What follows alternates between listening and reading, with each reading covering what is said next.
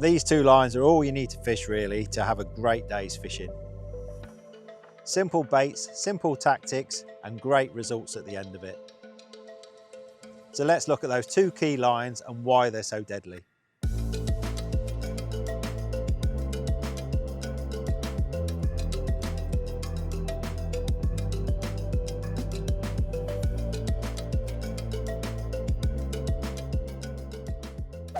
Well, hi everyone, we're at one of my favourite venues today, which is Decoy Lakes near Peterborough, and it's definitely worth the trip for me whenever I come here. We've got loads of lakes to choose from, and we're on Willows today. It's not one of the best pegs, but we've got plenty of room. There's loads of pleasure anglers dotted around this lake, further up in the 20s where you normally want to sit. But I'm going to show you an approach that will pretty much work on any peg on this venue.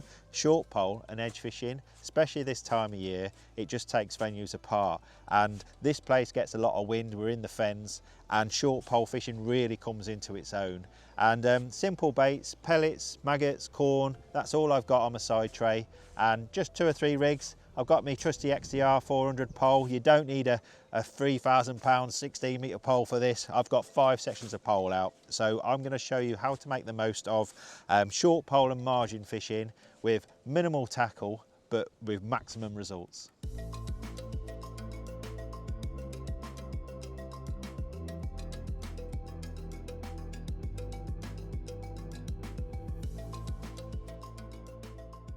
Right, we've got 5 sections of pole out. I'm going to fish on the join of my 4 and a 5 section. So it gives me a little bit more to chase fish if I need to, or follow a fish if I hook something big. And the same down the side. It's quite quirky, this peg actually. I've got 4.5 foot on the, basically from the top kit all the way out, it's 4.5 foot, which is lovely. That's a lovely depth. A lot of commercials these days that I fish are around 4 to 5 foot. Perfect. The margins though are really deep. Down to my left is actually a little bit deeper than out there, whereas this side it's going up a little bit, and I found 4 foot there and a lovely little plateau. So I've got a deep margin. So I've got 2 rigs for fishing down the margins, sort of a medium rig and a heavy rig, and I've just got a medium rig for out there. So, and that should be enough. I've got another top kit with even heavier elastic depending what rocks up. But I'm hoping 12 to 14, maybe 14 to 16 slick is all we need. We could hook anything, so I want to take my time and I want to get my bream and my skimmers in if there are any about, but I also want something strong enough to get the carp and the F1s out as well. So I know there's a lot of silvers in these lakes, so I'm going to start off with hard pellet. I've got maggots which may or may not come into play, and I've got some dead maggots, live and dead maggots, which I hopefully will at least try on the hook, but we'll see if we feed them or not. But yeah, to start a session, pellets, pellets, pellets, pellets. And by fishing pellets, it's more selective. You're catching the right fish at the start. If I started off with maggots, I might hook roach, gudgeon, whatever. But at least with pellets, you're hopefully hooking the right sort of fish, some quality fish. So I've just got hard pellets, probably 12 to 15 hard 4mm. Yeah, just thin perfect 4mm pellets. I always give them a dunk to make sure they sink, gives them a bit more weight. And then I'm shipping out on the join of my 4 and my 5 section. I've got one little bit of greenery there, just to my right, and I'm tapping them in. Make a little bit of a rattle with them to start with.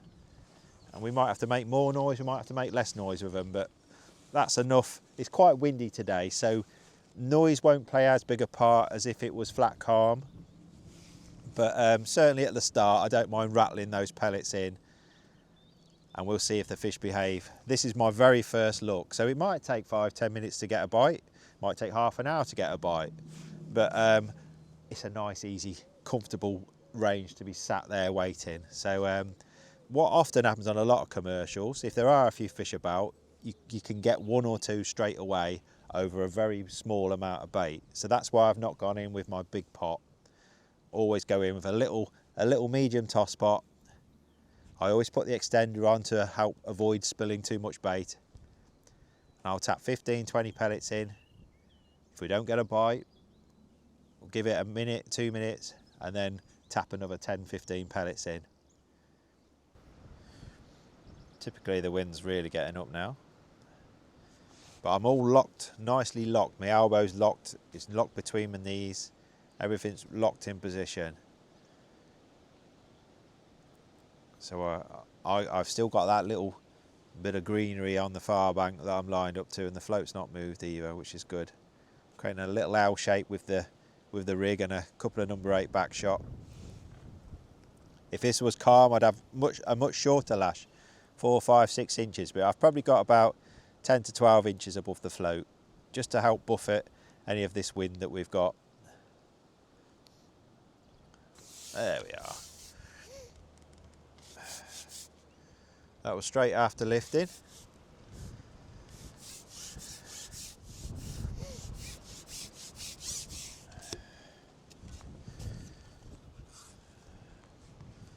It was a reasonable fish.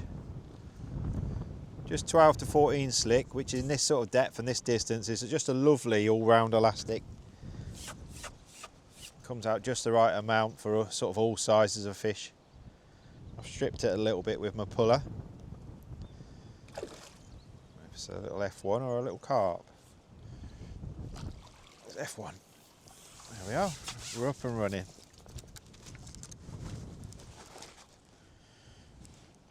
He's perfectly hooked as well. You can see that hook hold there, just in the top lip. Lovely. Oh, fish just topped down the edge. That's the first fish we've seen top. I mean, it's early stages yet, but I think we should be able to catch another 3 or 4 there already. But I'm already thinking we should at least feed down to our right as well. Get that primed. Not with loads of bait. We can always start filling it in a bit later. So I'm going to use the same pot. I'm just going to put a medium toss pot full to the brim with micros down the side. This place sees a lot of micros. I'm reluctant to do it out in open water because the bottom's going to be softer there and they can really mess you around at this time of year now it's warming up. But I'm just going to feed, just touch on the surface, and that's all gone there. That's enough. That's enough to get a few fish in the area. I don't want to fill it in just yet. We can do that later. And let's just go back out there now.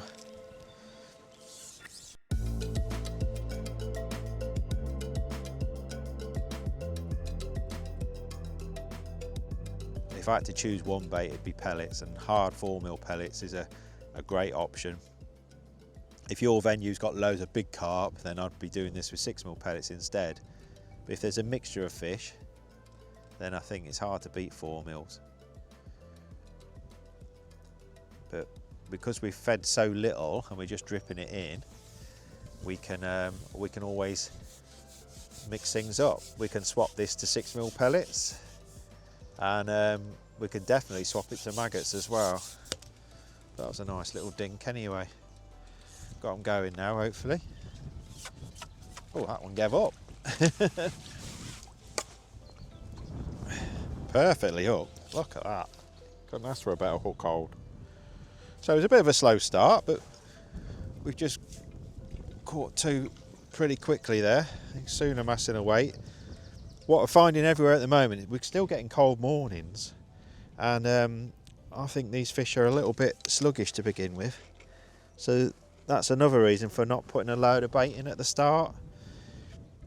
We're just trying to tempt 1 or 2 that might be willing to have a chew till later on when they definitely do.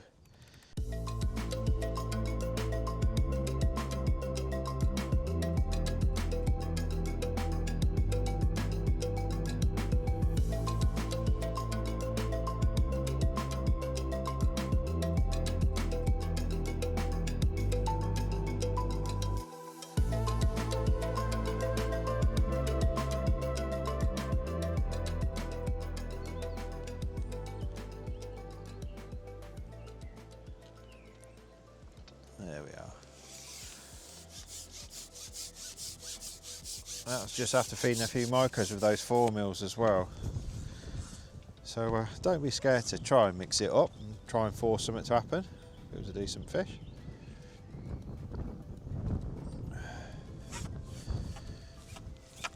Oh, I think that's like a mirror F1, that one. It's an F1 but with a mirror. Look at that, linear. We've just had a nice linear F1, or linear mirror F1. We've had a Carasio as well, and all different sorts of shades of F1 today. Hopefully we'll get a carp or two amongst them as well. Maybe not on this line, but hopefully down the side. Oh, that was just dragging to one side then. Had to lift on it just in case.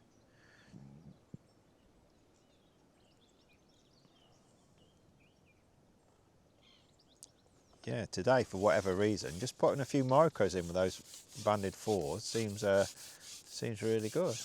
What have we got here? It's fighting a little bit different. Oh, a small F1. Nice bite though.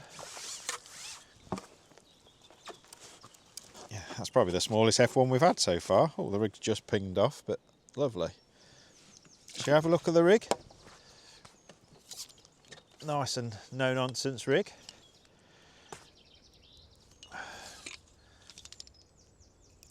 So it is, what we're going to say that is, 53 inches, 4.5 foot basically. And I'm on an 020 line, that's the soft steel. And I've got an 014 hook length of the same material. 6 inches today, because I think we're fishing for, well, in deepish water. I quite like a 6 inch in this deeper water for a mixture of species. If it was shallower and it was out and out F1s, I might use a 4 inch, but 6 inch 014. I've got an 18x5 on there as well, which is a lovely sort of medium gauge eyed pattern that is great for hair rigging. Now this float is a 0.4 slim carbon, which has got a 1.8mm solid, 1.8mm hollow bristle, and it's just nice at this time of year. It's a lovely summer pattern, nice strong side eye, carbon stem. That sort of slim body's perfect for me anyway. And these take 7 number 9, so I have a bulk of number 9s and 1 number 9 dropper, roughly 6 inches apart. So 6 inch dropper, and then just above 6 inches above that is my bulk. And that's it, so simple. Couple of number 8 back shot as well, which I use cube shot for that. I always use cube shot for my back shot and round shot for my rig making. That's what I generally do. And 12 to 14 slick as well. And these are the 2.5 meter power kits as well. Perfect, absolutely perfect length for commercials now. And yeah, and then a medium flexi toss pot with the extender on. That's all we've needed today. All I'm going to do now is going to feed once more down there. This will be the third lot of feed down there. Hopefully there'll be some fish there waiting to be caught, and we can look at those rigs as well, but they're very, very similar. Hopefully we can catch down there too.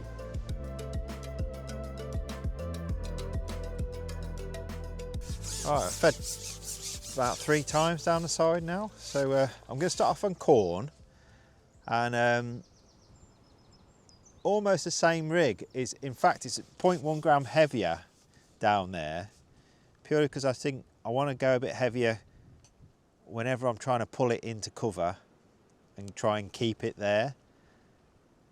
So I tend to go a little bit heavier down the sides just for that extra stability, and so it's easier to sort of pull the rig in against what is quite a steep bank. There we are, straight away. I could have started on like 2 or 3 maggots as well, but I think corn's a nice one to, because it's deep down there. I just think it's a nice sort of stable hook bait. It's probably another F1.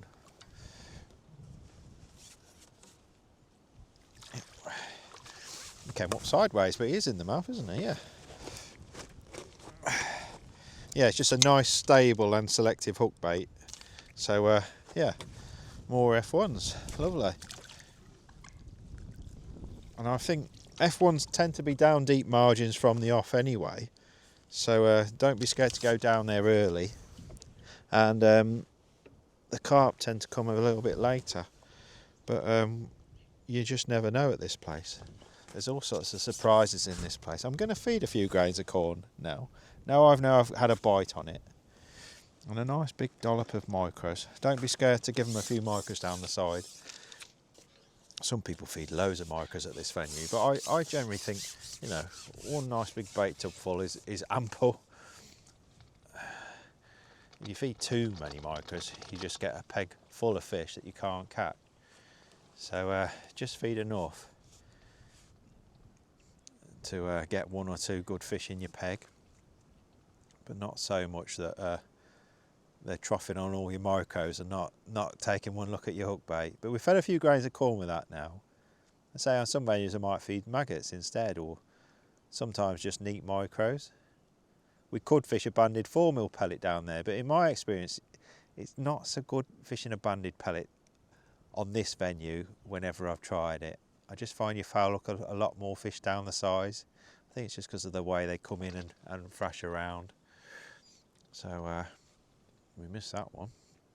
That looked unmissable, that one, didn't it? So, but what you tend to find as well is a lot of silvers down the sides in all these lakes, especially this time of year. There's a lot of natural food, and that's where all the spawning tends to go as well. So there's always a lot of roach down the sides. And because we haven't put a maggot on, we don't know what is down there. If we put a maggot on, we might find it's absolutely teeming with them. We've had one F1 down there, which is good. I'm fishing a bit heavier down there. I'm fishing a 16 to 016, just because I know what's possible down the sides at this place. And I don't think there's any advantage in fishing light down the sides. 016 is probably the lightest I'd go, and I wouldn't hesitate to fish 020, even 023 down the sides if the right sort of fish turn up. But I think I can get anything out on an 016 hook length down there. But yeah, nice half grammar because it's deep down there. It's 4 foot, and it's windy, as I keep saying. There's quite a lot of floating grasses and stuff keep coming into the peg as well. So I'm trying to keep the rig in position, and a nice heavy float will do that. So this is not really the sort of float I'd use down the side if it was shallower, but because it's 4 foot, I'm happy to use a slim carbon down the side. But I've got one of the new Carp steadies as well on slightly heavier elastic and heavier gear if it's a bit more carpy. So I'm quite keen to use one of the Carp steadies as well. Let's just change our hook bait because we missed a bite. Yeah, I think that the reason we didn't get a bite is our hook had pulled through the grain too much. I do like to try and bury the hook a little bit in the corn. If you've got the whole hook showing, it seems less likely to get a bite. So I'm going to go 50-50 corn and micros now.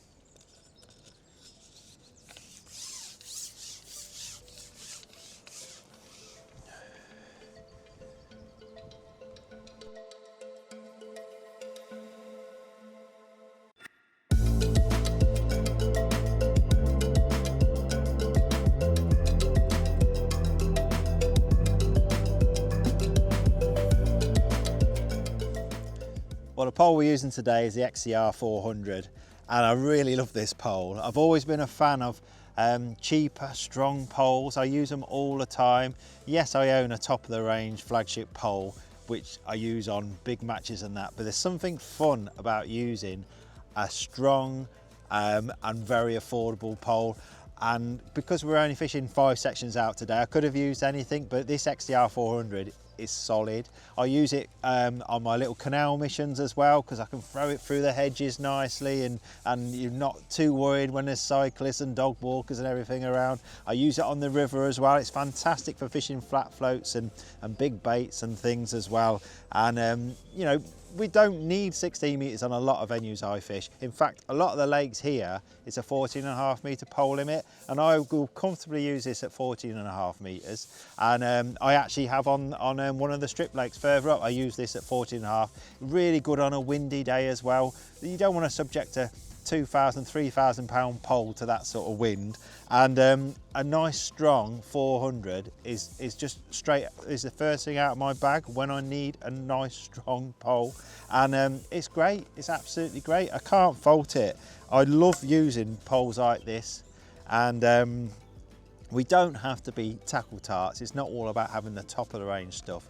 A strong pole on most commercials, especially if you don't plan to fish more than 13 meters, is all you need. You know, obviously it's nice to have that extra bit of length if you've got an island or something to fish to. But at this time of year, if I have to fish along to an island, it's probably not fishing very well. It's short, it's sort of mid-range, it's down the size. That's where all the weights are being caught, and that's where you have the most fun. So yeah, XTR400, absolutely love mine.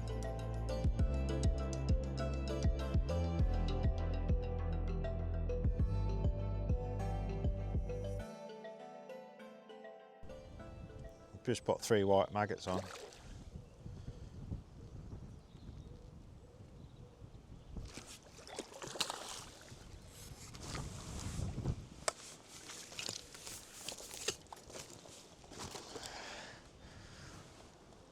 There we are, first proper fish down the edge. I was on 3 white maggots. Not fed any maggots down there, but very nice. Put me in that one. Oh, it's angry.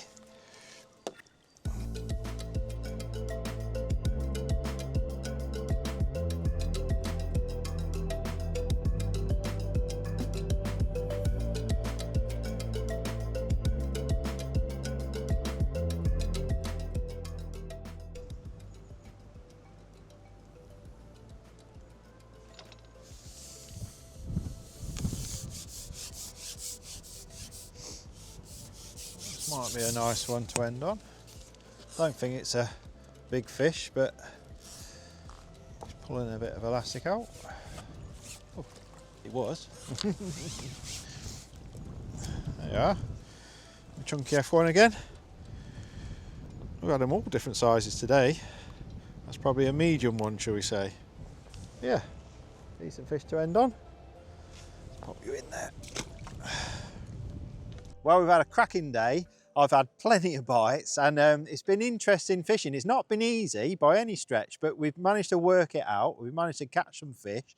The maggots have been a waste of time, so I'll save them for another session. But we've got a handful of micros, and well, I've used a tin of corn, and that's all that's left from a tin of corn. And that's been the way to catch today, plus those banded 4mm pellets in open water at the start as well. But it's been lovely fishing and interesting fishing. It's been windy. We've had to battle the wind and all the grass floating down and stuff, but we're not going to have backache after it or anything like that. We've just fished 5 sections all day in front and up the edge, and we probably could have used the same rig because there's only 6 inches of difference between the two. But simple tactics, a simple rig, a nice bulk down, 1 dropper.